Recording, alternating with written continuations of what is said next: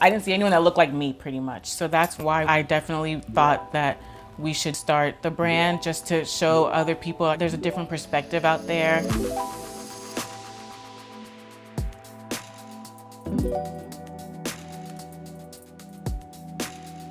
The jewelry business is a fascinating aspect of the fashion industry.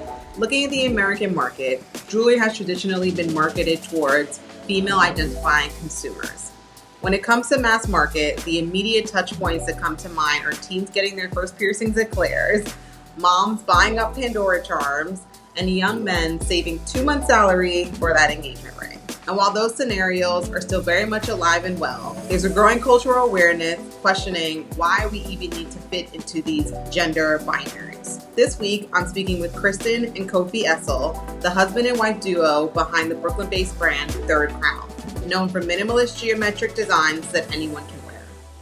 So I'm Kristen. And I'm Kofi. We design gender-neutral contemporary jewelry. What is it like working with your partner? It's amazing. At the end of the day, our driving force is creating something beautiful. So the rallying point is the brand. Can you tell us how Third Crown came about? I was looking for jewelry a couple years ago. Kristen was interning at David Yurman, but I couldn't really afford that. You couldn't afford David Yurman? Exactly. And Kristen decided to hand wrap a rosary for me from the jewelry experience that she had, and got a lot of compliments. People were asking me where they could get it from. So we thought about it for some time, and then we decided to actually, start the business. Kristen, what was your background in jewelry? At David Yurman, I interned in his design studios, and then from there, I went to Reed Krakoff, and then from there, I went to Eddie Borgo. Both are throwbacks. Oh yeah. Oh yeah. Could you tell us a little bit about the jewelry landscape when you first started? Very white male dominated. When you look at fine jewelry brands, it's passed down from generation to generation.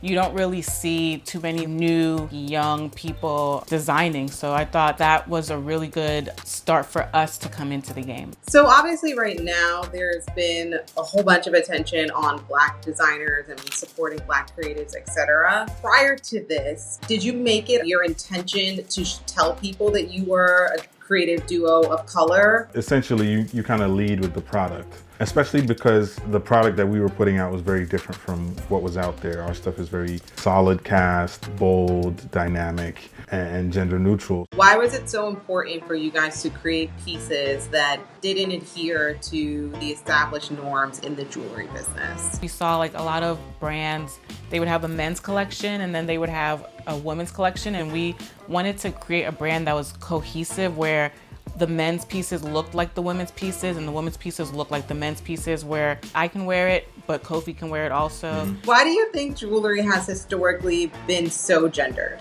For my upbringing in West Africa, a lot of royalty, which is the chiefs and the queen mothers, they both wore a lot of jewelry. So I guess it had nothing really to do with gender. The society as a whole, the perspective was that women, I guess, tend to wear more delicate jewelry. If you look at like pearls or just like little necklaces. Diamonds. So I feel like that's probably why a lot of designers design like that for women, and then chunkier jewelry or more hardware looking jewelry is catered to men's because they see men as more masculine. Yes. We wanted to bring the two together. I am influenced by my culture and how the jewelry that's worn in West Africa is more bold, and regal is the word that keeps coming to mind. Yeah.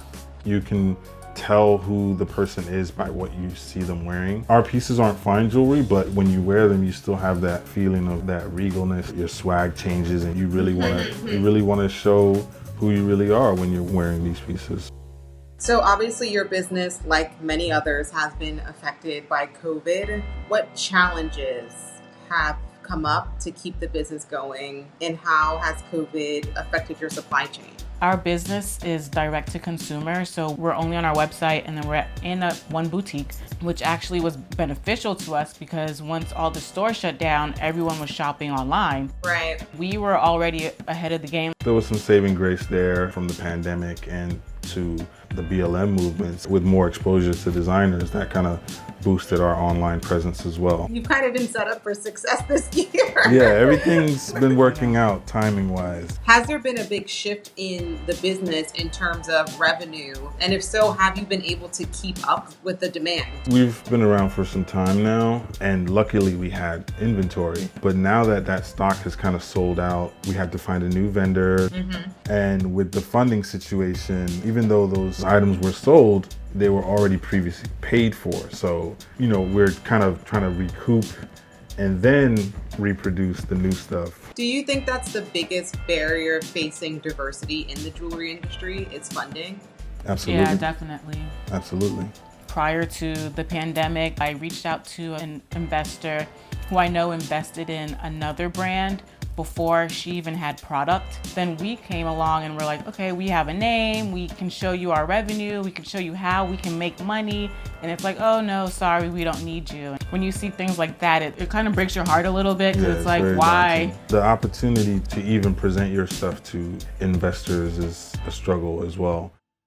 Do you guys have a community of other designers or people who are in similar fields with you that are helping you navigate that process? There's a big support of Black creatives, the Black in Fashion Council, In the Black, Beth Ann Hardison's Designer Hub is also an essential group that kind of, mentors us and gives us advice on next steps and how to proceed. It's still hard, and the reason why these groups are there is because of that struggle. What do you think the biggest change that needs to happen in the jewelry industry is? People actually being open to the contemporary designer. Also, I guess the financing and opportunities of getting people into the industry. A lot of times, especially for people like ourselves, you don't necessarily see that as a viable career choice. The more you see people of color in that diverse pool of designers, it lets the next generation know that, I can be welcomed into the industry.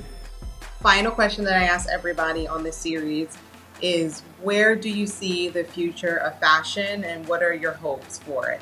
I definitely see more inclusivity with race, with gender, status. The old proverb is variety is the spice of life. So if we can get more and more variety of people of color, different genders, different backgrounds, to build not only in fashion, but in everything, I think it would be better for everybody. As I reflect on the conversation I just had with Kristen and Kofi, the biggest takeaway is to begin to hold the fashion industry accountable regarding the funding that young designers, specifically designers of color, are receiving. I challenge the industry to ask themselves, who are we investing in and why? Thank you for joining this week's episode of Future of Fashion. Don't forget to subscribe to Bustle to see more from the series. Until next time.